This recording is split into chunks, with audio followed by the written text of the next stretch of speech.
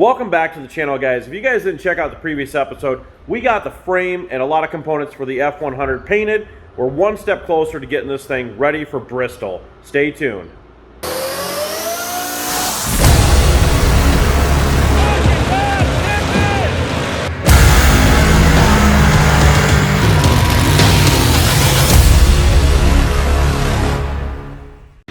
So if you guys didn't see the previous episode, I'll go ahead and put a link up here in the corner. If you check that out, we'd appreciate it.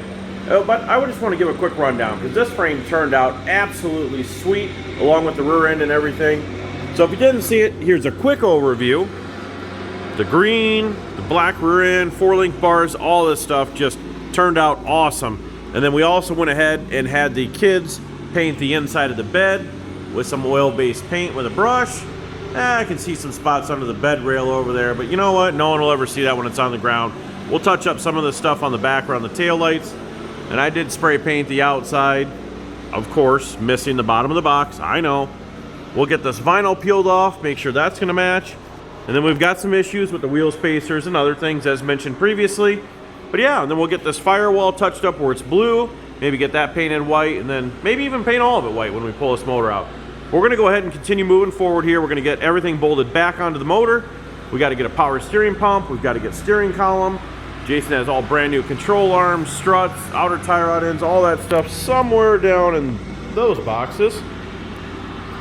And yeah, I don't know what else to say, but Bristol's coming up quick, guys. So we've got to keep plugging away. We got to keep making progress. I think we might even go up to my brother's shop and pull that third member out of the twin turbo truck we were building. So we've got that back. We'll have to do a gear change on that. And then we may also go over and check out the motor for this truck at my other brother's shop. Got several brothers here, so we'll go over and check that out in this episode as well and see how that's coming along. I know they made pretty good progress. I think everything's cleaned up. I think even the block is honed and piston rings are gapped. So we're making progress, but we'll get an update on that, so stay tuned.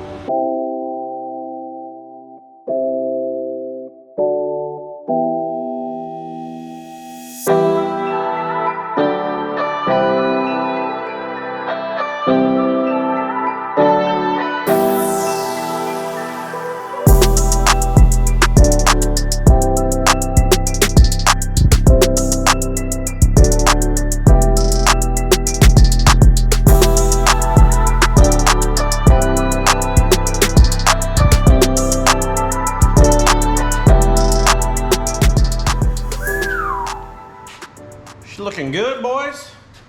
A little bit of white overspray on there. Shh, don't tell Jason, but I got white overspray all over his brand new hat. But it does come off. I tried cleaning it up. I cleaned it up some and it does come off, so it's not a big deal, but man, this thing just looks so good. I'm so happy with it for just a quick, I don't want to say throw together job. I mean, we've put an effort into it, without a doubt. But yeah, it just looks so good, guys. The carbon hat, the intentions are that I want to paint everything black. I may be wrong in doing that, but I'm gonna do it. Just so everything is one color, because obviously carbon hat, the the blower being black, we're definitely gonna go that way. Water pump's already black. I'm not too worried about the oil pan, nobody's gonna see that anyways. But I think that's gonna look super, super good. I think what I need to do now is probably just keep working on tightening up nuts and bolts like I said before, and then I'm going to get all the accessories put onto the motor while I only have the fuel pump and get that stuff going. We got to make some modifications to the mandrel because we do need to drill and tap that so we can put a washer in there. I don't know, for some reason, maybe a lot of guys run it this way, but you know, we drill and tap this and actually put a bolt in there to hold the stuff on there. Basically all these people do, everybody else is just use the set screws that are in these pulleys. I just, for some reason, don't have confidence in it, and we did do that on both Jason's and mine. If you remember, Jason's mandrel came apart in Florida, very first time he ran it actually, and it was not to do with that bolt. Actually, all 6 of these set screws, and yes, there's 6 of them, that actually hold this shaft in there, all pretty much backed out or came out, one or the other. So I think Jason ended up putting a bolt in the backside, if I remember right, and welding a washer or something to it. I'm not 100% certain. I'm not gonna lie to you, but he did something so his cannot pull out. I've never had an issue on mine, knock on wood, and I don't want to have an issue with this one either. But yeah, let's keep plugging away and get back underneath of the truck, get the box bolted down, and then, like I said, work our way forward. I just had to look at it, guys. You just look at that. Just look at it, guys. Man, it looks good. Let's get the blower belt on there. We gotta get the blower belt on there, either pulley. Get that stuff on there so we can get the full effect of this thing. Bristol is going to be sick.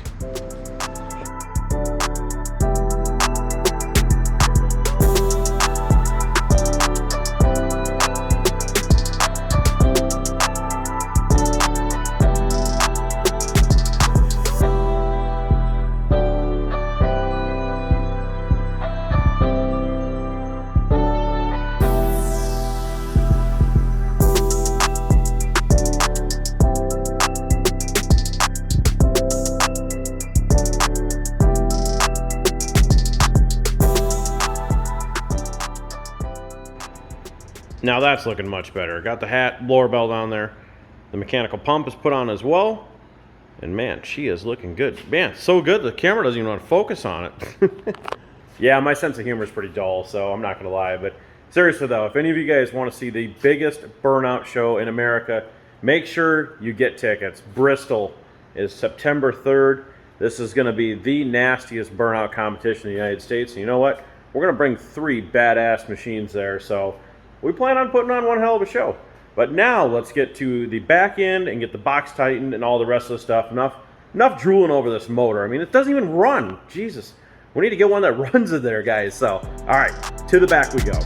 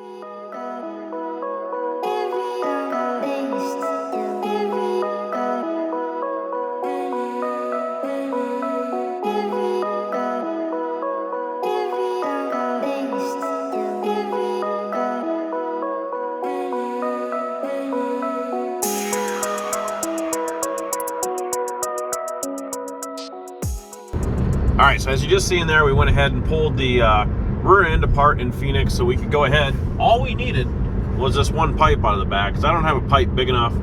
We're headed up to one of my other brother's shops here so we can pull the third member out of the twin turbo truck. We're abiding all laws while we're driving. We always do, because we're following the state trooper here. And these morons in front of them can't even do the speed limit of 55. One thing that frustrates me more than anything, just because there's a cop on your butt doesn't mean you can't do the speed limit. So next clip here, we'll be up there. We're going to check out, I'll show you guys that don't remember the truck, because I don't think it was really in any videos, but maybe a long time ago when we talked about it. But this was the truck we were going to twin turbo and we were going to take drag racing. So we'll be up there shortly and we'll check that out and we'll get that third member pulled out, head back to the shop. Well, we made it up here at my brother's shop. Like I said, if you don't remember, this is the 71 Ford F100, F250, whatever the heck it is, same thing. Long bed that we put, I don't even remember, Danny's Original Customs, I think it is, front suspension kit, and it does have his 4-link in the rear. It's got some wheels and tires we put on there. Again, this was going to be LS twin turbo with the Nelson Racing engine, mirror image turbos, and yeah, maybe going to drag race with this thing. But Nick and LJ, they're going to pull out that third member for me. I'm gonna do like when Jason comes over. I'm just gonna stand and watch. I'll supervise, take this out, do that, and then I'll do the work when everybody's gone. So, all right, boys, get to work now. Oh, about an hour later, fighting getting axles out, and oh, geez, what'd they use? 20 pounds of goop on this thing? You know the guys that put this in? Might be your dad and me, maybe. Oh, well, it's out finally. So, again, this is running the 40 spline spool in there, and I think like a 389 gear or something. So we got a different gear set and a 31 spline spool for this. But I at least need to set this in there, get a measurement from our yoke to the slip yoke in the transmission so we can get a drive shaft coming for this. So we'll get back to the shop, put this in quick so we can get that measurement. It's the next night here, and we got a few things to show you. I had to wrap up a lawnmower for a customer here, got some blades changed, and Jason showed up with a few things and also came with some bad news. So we didn't go over any of the motor build yet. I didn't make it over there yet, obviously. You haven't seen any of that. But they were working on building the motor, and I had some, I don't know, what even were they, Patriot or something? Mm-hmm. Some Patriot shaft rockers that we were going to run in that new motor, but yeah, they're not going to work. The heads are already torqued down, and those shaft rockers don't work. So Jason says, what, we either got to get trunnion upgrade kit or new shaft rockers. So we can afford both of those. It's not a problem once you guys maybe buy some shirts or something. It's all right. But yeah, so we're going to have to do that. And Jason also showed up tonight with a brand new power steering pump. This is what I mentioned before. It's kind of like a Saginaw style, but I think it's just a newer GM. Built-in reservoir and stuff. And it's got a pulley on it already. So that should match our lower pulley here that we're going to run. I just hope we got the right combination if it's going to spin fast enough. So that'll be our biggest issue. We got a really small crank pulley and a really big power steering pulley. So yeah, that may be an issue. But any power steering will be better than anything. Now we just need to mount that on the driver's side. Get that lined up. Man, I'll have to make a pretty good spacer. It's a good thing I still got a pretty good chunk of aluminum over there to make some new spacers for that. And yeah, I think what we're going to work on next is fuel cell. I went ahead, didn't show this, but I did mount this. I kind of got it built on somewhat of a riser plate to keep it off the bed because this does have a sump below it. So that way we can keep our 90-degree fittings up into the bed instead of having everything down below. Again, still catches on fire. I understand it's going to be nylon braided hose. It's still going to burn, but whatever. I'll keep it off there. And we do have a plate that actually goes underneath of that the exact same size, maybe as a double protectant. We'll have to notch that as well. I didn't think about that. We'll have to notch that one as well, right where the fittings are going to go down through. And then we're going to work on this transmission tunnel. One thing that is a major thing that we need to get done with this cab now, sitting on here, we can do that. We've kind of got a little bit of a piece fabbed up. Oh yeah, and what we came back with last night, the third member. So we'll have Jason pick that up in there. He just ate some food, so he's ready to lift that up. So we'll get the truck lifted up, put that in, measure drive shaft, get that coming. The Sadler Machine Shop, Sadler Driveline, Powertrain, Sadler Powertrain. They always hook us up last minute. Last time I think we got it in a day. Don't let anybody else know that. It costs us a little extra, but yeah. All right, let's throw it in, get a measurement, and let's get to it.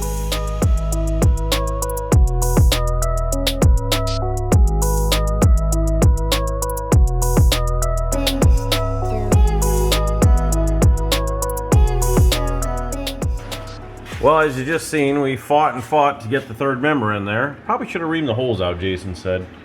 You got a tool to ream those out, or? No, I might. It's about that size and diameter. Ow! All right, so we're going to go ahead and measure this. So basically, let's go from the flange here. If we go from where the U-bolt strap Halfway. goes, that's halfway to... Is this pecker in the right spot, or? The pecker slid out about an inch, I believe, out of the tranny. Looks like it. Which will allow the drive shaft to slide forward. So it's 75 and a quarter. How much? 75 and a quarter. It's a little long. 75. Nick. We got a larger shaft than you, Nick. 75 and a quarter. All right. So yeah, again, center of this cap back here, which will be right on this face, to the center of the U-joint here. And then we'll give this to my mom. She's going to run that down there to Sadler Powertrain. Get us a drive shaft made hopefully here. I mean, we need it, what? Next week at least. We'll tell them that. Wednesday would be nice. I mean, we're giving them more than a day notice this time, so they should have plenty of time. And while Jason's here, I'll have him help me get this nut off of there. And then we can tighten down the cab ones and again, just keep working our way forward. Did you ever order a transmission mount? I don't know, it's still up on the list, I think. We don't need those. Yeah, we got a mid plate. That'll hold the transmission. Yep. All right, well, we'll keep working our way forward here.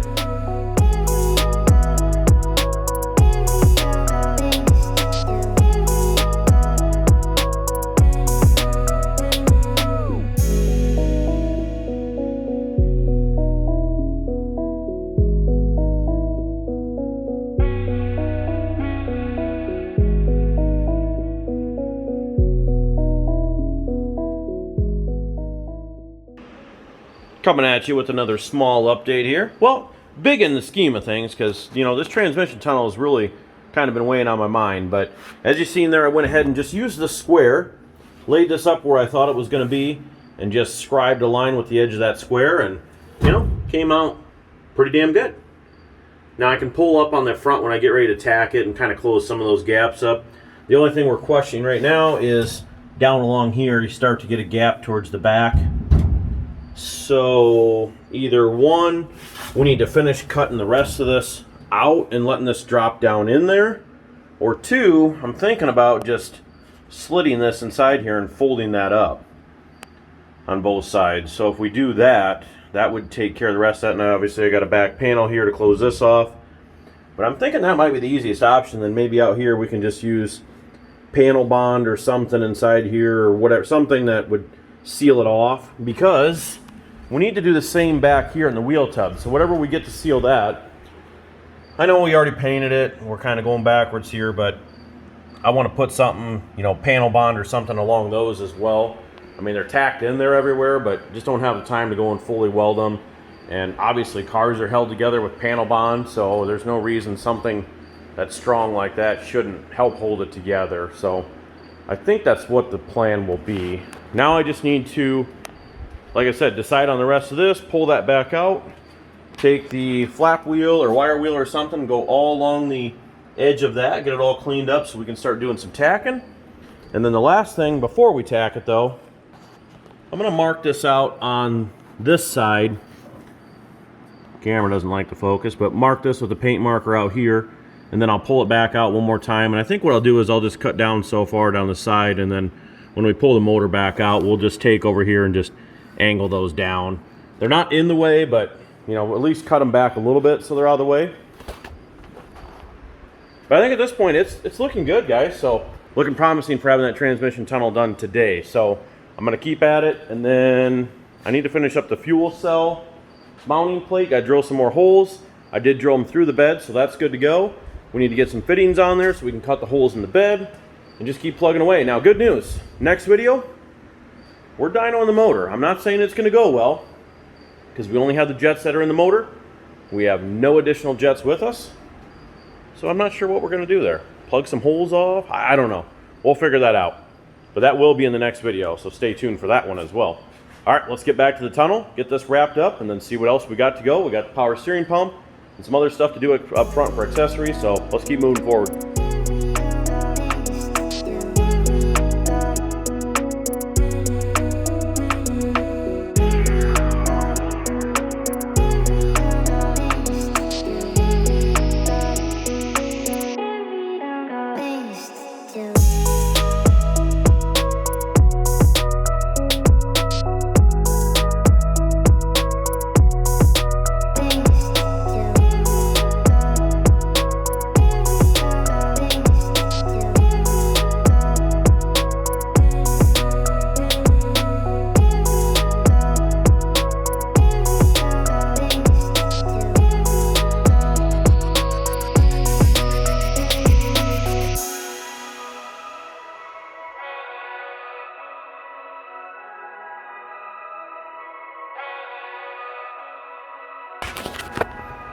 That's where we're going to wrap this video, guys, because in the next one, we're dynoing the LS motor. Well, we're hoping to. I'm not going to lie to you.